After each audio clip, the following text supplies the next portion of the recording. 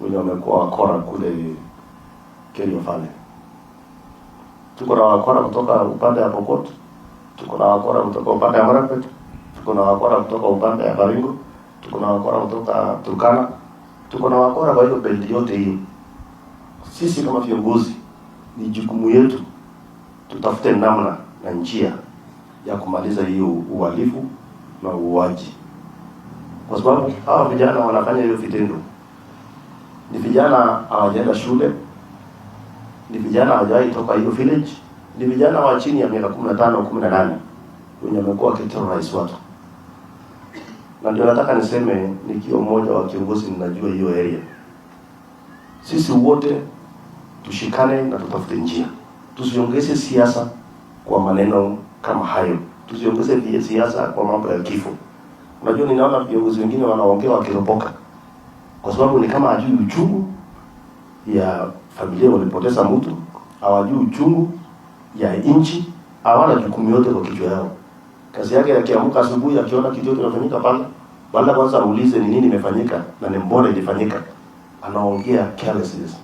Nataka niseme viongozi ndio uwe kiongozi, ndio upangiwe laini kupigia kura uwe kiongozi. Inakuwa ni kazi kubwa sana. Na kutokea hapo inataka ujue shida inatatuliwa namna gani, sio maneno ya kuongea. Kwa sababu hayo maneno imekuwa ikifanyika miaka nenda miaka rudi.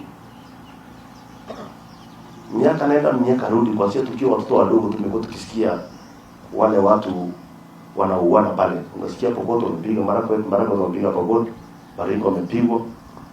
Na niseme hivi pia, nikiwa hapa kwa kina Father Luis, najua kuna viongozi wengine wanachochea.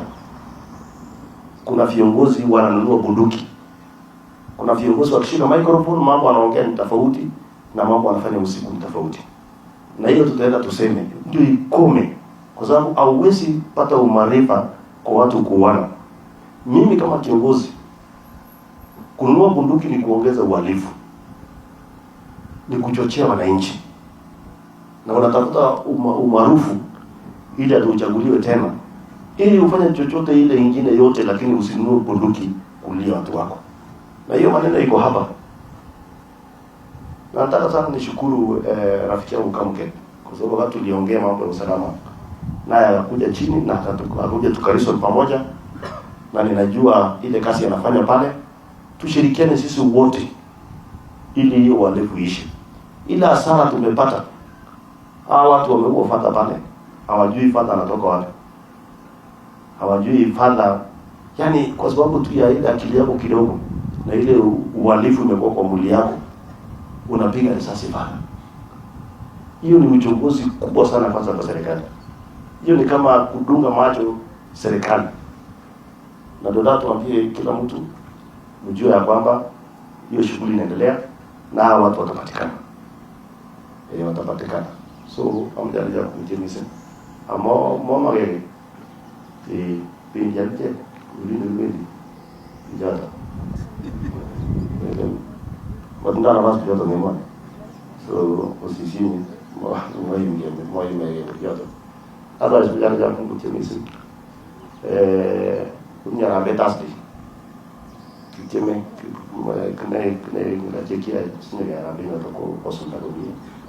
Age wa mashishi Tuesday. Father sumira liga kumjemisa. Abu mwajini wa bishop mti. Angele njale ro ligna na bishop kingia kweli. Kingia kitu no mjini kitu itu mwe. Amungu to ingola di mwe kuta umea. Amjale ya kumjemisa. Kagile ne Father Luis ko ina ni muti gai aga kageras au warna kita ni kalau gitu ni ko negara.